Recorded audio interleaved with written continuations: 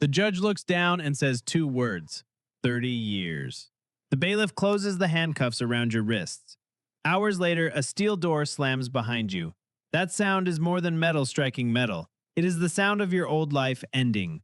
The air smells of disinfectant, sweat, concrete, and stale food. Officers call your last name and identification number. Your photograph is taken. Your fingerprints are recorded. Everything you carried into the building is inventoried, stored, mailed away, or discarded according to the facility's rules. From this moment forward, almost every part of your life will be controlled by someone else. When you wake up, when you eat, where you stand, when you speak, and when a locked door will open again.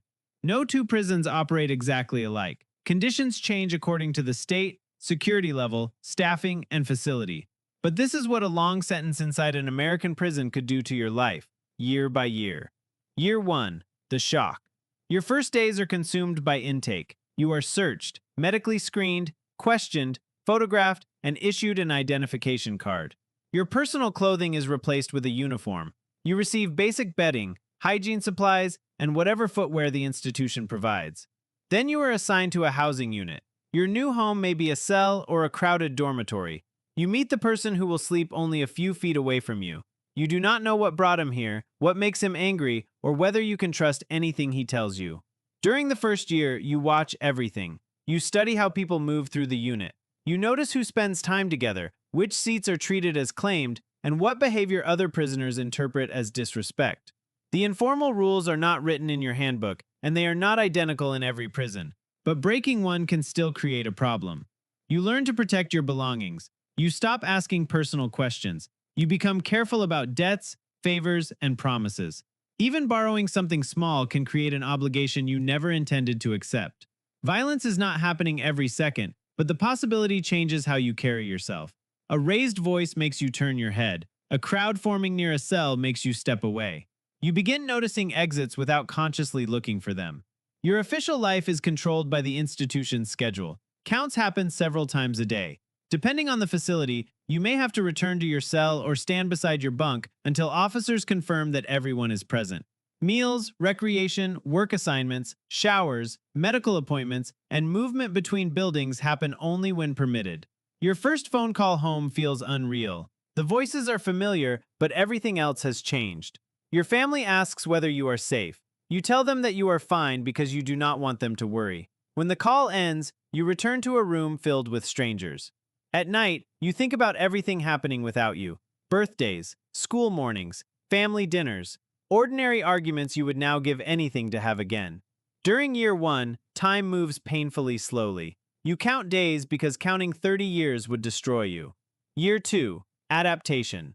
By the second year, the prison no longer feels unfamiliar. That does not mean you like it. It means your body has learned the rhythm. You wake before count. You know which officer moves quickly and which one will search every corner of your cell.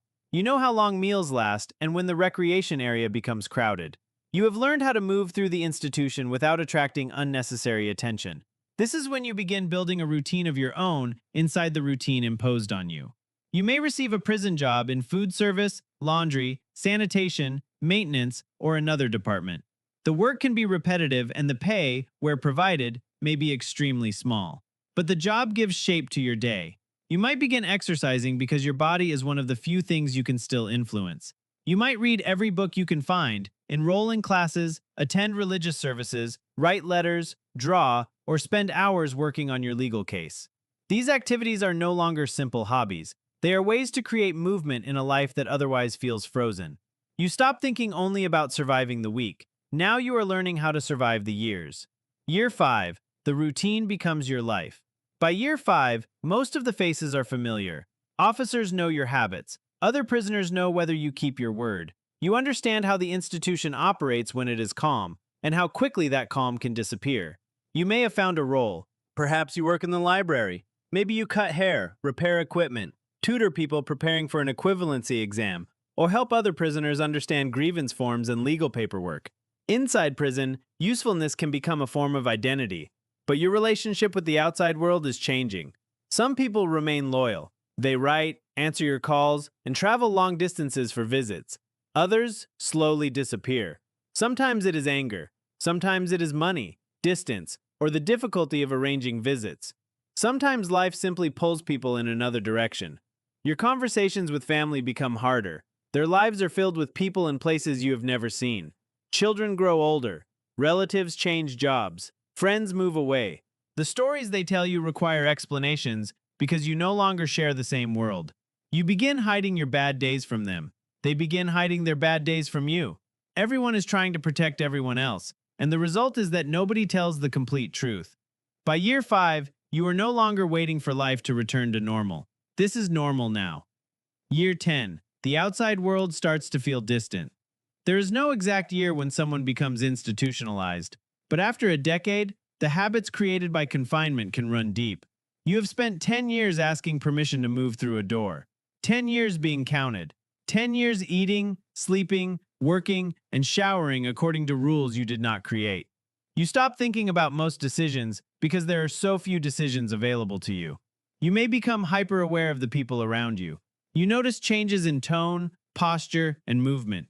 Inside, that awareness may protect you. Outside, it could make every crowded room feel dangerous. The world beyond the walls continues changing. You hear about new phones, new apps, new ways of paying for things, and jobs that did not exist when you were sentenced.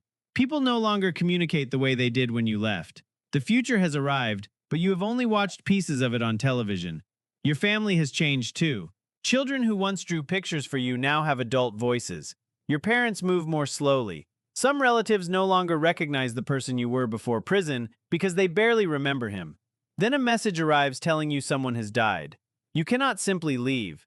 Depending on the rules and circumstances, you may have to grieve through a phone call, during a chapel service, or alone after the cell door closes. You discover that prison does not stop loss. It only changes where you are forced to feel it. Year 20, you become an old-timer. By year 20, younger prisoners look at you differently. Some were children when your sentence began.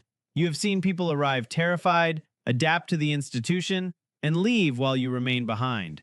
You have seen friendships form, arguments turn violent, sentences overturned, parole denied, and hopeful people slowly stop talking about home. Your body is changing. Concrete floors punish your knees. Metal bunks hurt your back. Stairs feel steeper. Old injuries last longer, and medical appointments become more important. You may still work, exercise, study, practice your faith, or mentor younger prisoners. Purpose matters now more than ever. Without it, every day threatens to collapse into the day before it. You no longer measure time only with calendars. You measure it through small changes. A new officer, a repainted wall, a different meal supplier, a tree visible beyond the fence losing its leaves and growing them back again. Your memories of freedom remain, but they feel less like something you lived and more like scenes from a movie you watched many years ago. You remember your childhood home but cannot recall exactly how the rooms connected. You remember driving but struggle to imagine sitting behind a steering wheel. You remember having choices. You just cannot remember what unlimited choice feels like. Year 30. Freedom becomes frightening. For decades you dreamed about release. Then someone gives you a date. Suddenly freedom is no longer an idea. It is an approaching deadline. You need identification, medication, clothing, transportation, housing, employment, and a way to satisfy any supervision requirements. Every question creates another question. Where will you live? Who will hire you? Which family members still want you around? How do you apply for a job when applications exist online? How do you use a smartphone? How do you buy something without cash? You imagine the outside world waiting for you. Now you understand that it did not wait. The institution that once frightened you has become predictable. The outside world is filled with choices, crowds, noise, technology, expectations, and people who do not understand what 30 years of confinement can do to someone. You are excited, you are terrified, and you feel guilty for being terrified. The gate. On your final morning, your property is placed into a bag. You change into civilian clothes that feel like a costume. An officer checks your paperwork and leads you through doors that once opened only for staff. Then the final gate moves. For the first time in 30 years, there is no fence directly in front of you. The air feels different. Traffic sounds impossibly loud. People walk while staring at glowing screens. Cars look unfamiliar. The world seems faster than it did on television. Even small decisions feel enormous. What do you eat? Where do you sit? When do you go to sleep? Inside, Those questions were answered for you. Now every answer belongs to you. Release does not erase the sentence. You may still face supervision, employment restrictions, housing barriers, strained relationships, untreated health problems, and the habits you developed to survive confinement. The distrust that protected you may make closeness difficult. The alertness that kept you safe may make crowds exhausting. But the story does not have to end there. People can rebuild after long sentences. Stable housing, healthcare, employment, counseling, family support, and patient communities can make the difference between being physically released and actually creating a life. You take your first step away from the gate. You are no longer the person who entered 30 years ago. You are not yet the person you will become outside. For now, you are standing between two lives. Conclusion. A long prison sentence does more than take away years. It changes your relationship with time, control, family, trust, and identity. The walls define the physical prison, but after decades inside, part of the struggle is learning that those walls no longer surround you. The gate can open in a few seconds. Learning how to feel free may take much longer. What part of prison life should we explore next? Tell me in the comments, and subscribe to Zombie, because here you do not simply hear someone's story, you live another life.